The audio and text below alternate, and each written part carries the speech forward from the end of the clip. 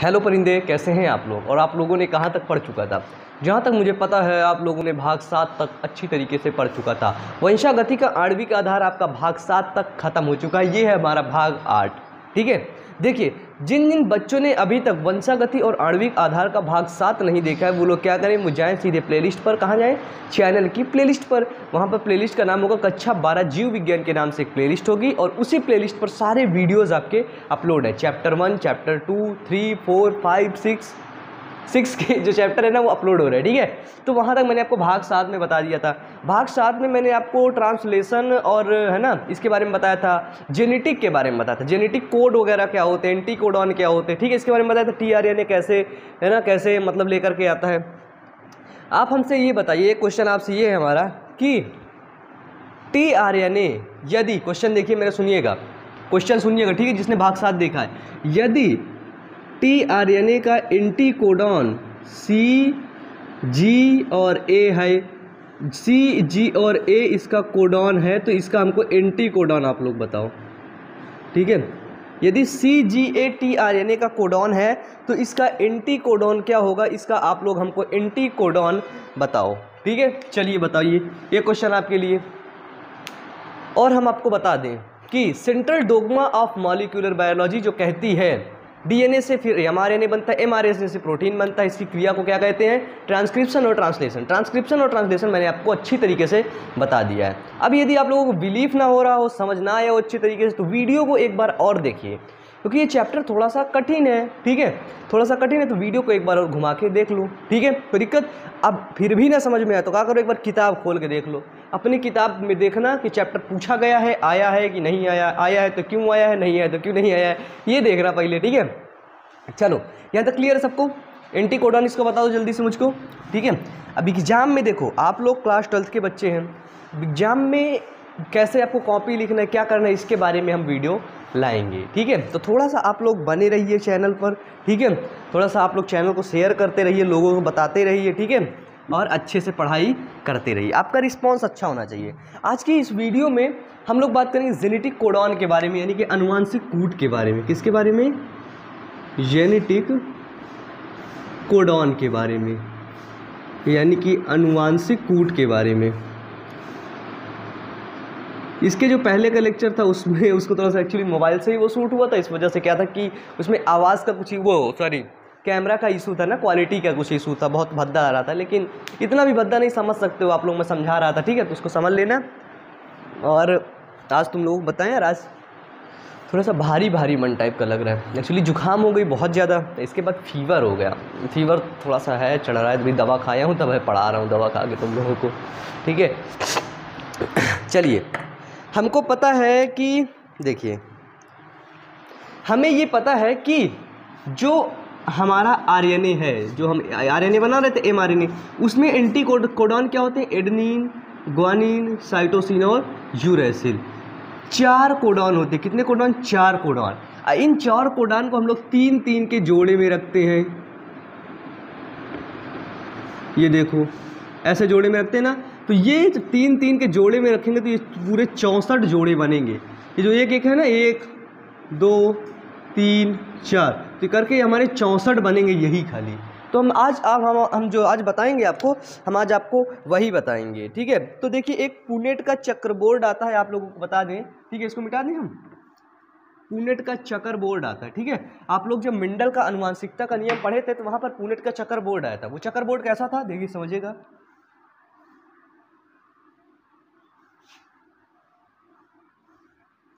ये ऐसा था चक्र बोर्ड, यानी 4 खाने, 1, 2, 3, 1, 2, 3, 4। सही है, चलो 1, 2, 3, 4 खाने हो गए।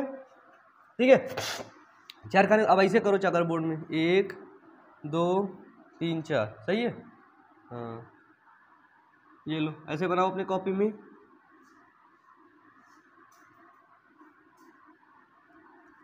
अब हमको ये एक बात ये बताओ कि जब मेंडल का नियम पढ़ रहे थे तो उसमें खाली कितने कितने मतलब कि वो थे?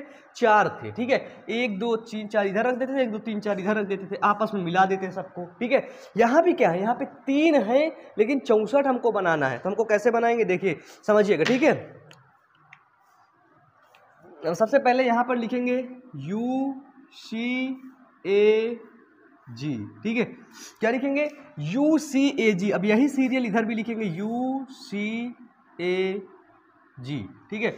इसको जैसे हम लोग यहाँ पे लिख दें कि आर्यन कोड कितने थे हमारे, आर्यन code CU C A G, 4 codon थे। तो हमको सीरियल से इस प्रकार लिखना है U C A G U C A G, ठीक है। U C A G U C A G लिख दिए हम लोग। अब देखिए, अब ये मेन इंपॉर्टेंट क्या है, मेन इंपॉर्टेंट ये है हमारा कि अब U C A G इधर लिखना है, फिर इसमें भी U C A G, फिर इसमें भी U C A G, फिर नीचे वाले में भी U C A G।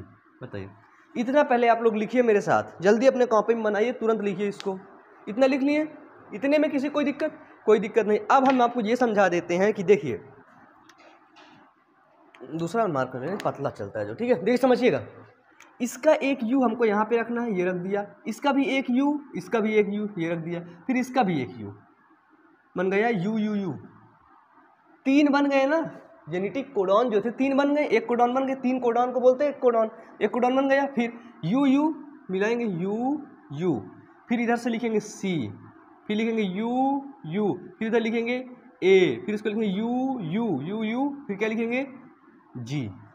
Clear है? अब ऐसे इसको मिलाओ, U रखो यहाँ पे, U रख दिए। अब C रखो यहाँ पे, C। अब ये रख दो U C A G, ठीक है। इधर रखो U आया यहाँ का A आया, U फिर UAC UAG, फिर रखो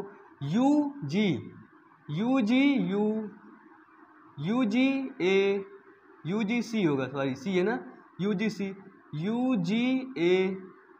UGG। अब ये चारों सब में भरना है। सोचो हाथ दर्द करने लगे इतना लिखने में। बताओ लिख लोगे कि नहीं? कुछ नहीं करना, देखो सिंपल समझना, ठीक है। एक U यहाँ पे का यहाँ रखना है, इसके U को यहाँ रखना है, नीचे उतार दो, फिर इसके U को यहाँ रख देना है। देखो एक कोडॉन बन गया, फिर U यहाँ पे रखना है, फिर U यहाँ पे, फिर इस तरह कोडॉन लिखना है। ये वाले जो कोडॉन है, ये है यहाँ पे एक एक लिखे जाएंगे, ऊपर वाले कोडॉन एक एक लिखा जाएगा, ठीक है। चलिए क्लियर है यहाँ तक? कोई दिक्कत नहीं। आगे चले, चलिए। ये बनेगा C होगा हमारा, किससे जाएगा? U से, CU, फिर इधर क्या है हमारा U, फिर आएगा CU A, CU G, फिर CCU, C और C, ट्रिपल C। बताओ कितने बच्चों ने ट्रिपल C करके रखा है? बताओ, CCA CCG नहीं बताओगे? बताओ कितने बच्चे ट्रिपल C करें? एक बार मैं तुम्हें बता दूं कहानी है, तो थोड़ा सा मैं इलाहाबाद रहता था, तुम्हें बता दूं, इलाहाबाद में रहता था। तो वहाँ पे क्या, मैंने ट्रिपल C का फॉर्म भरा, और देन क्या हुआ कि एग्जाम मेरा था 2 तारीख को सुबह, मतलब महीने के 2 तारीख को, एग्जैक्ट तो याद नहीं है, शायद से अक्टूबर में था, ठीक है। 2 तारीख को एग्जाम था, लेकिन मैं 12 तारीख को गया था अपना एडमिट कार्ड निकलवाने। फिर दुकान वाले क्या पूछ रहा था, बोला भैया एग्जाम तुम्हारा 2 तारीख को था। फिर हमसे पूछा एडमिट कार्ड निकाल दें। हम कहे बेवड़ा है क्या, 2 तारीख को एग्जाम खत्म है, हम क्या करेंगे अब? हम कहते हैं डांटे उसको, फिर हम चले हैं चुपचाप। ये देखो फिर इसका C मिलेगा, इसके फिर आज तक हमने ट्रिपल C नहीं की है। इसका C और इससे A, C और A, फिर इसका मिलेगा U, CAC CAA CAG। बताओ ऐसे बना लोगे ना। फिर इसका C इससे G से मिलेगा, तो CGU CGC CGA CGG, ठीक है। फिर इसका A इसके U से मिलेगा, क्या बनेगा? AU, फिर इसके U आएगा AUU, फिर AUC, फिर क्या आएगा? AUA, फिर क्या आएगा? AUG, फिर क्या आएगा? इससे A, इसका C, ACU ACC ACA ACG, फिर इसका A, इसका A क्या बनेगा? AAU AAC AAA, बोलते ना AAA, है ना, क्या AAG AG बोलेगा ना AG। लड़की क्या बोलती है, मतलब वाइफ हस्बैंड को क्या बोलती है? AG। सच में यही बोलती है, ठीक है, तो लोगों को पता होगा। A और G जब मिलेगा, इससे A और G क्या मिलेगा? U AGC AGA, फिर AGG, AGG। AG सुन रहे हो? ऐसे बोलती है, हम भी सुने यार।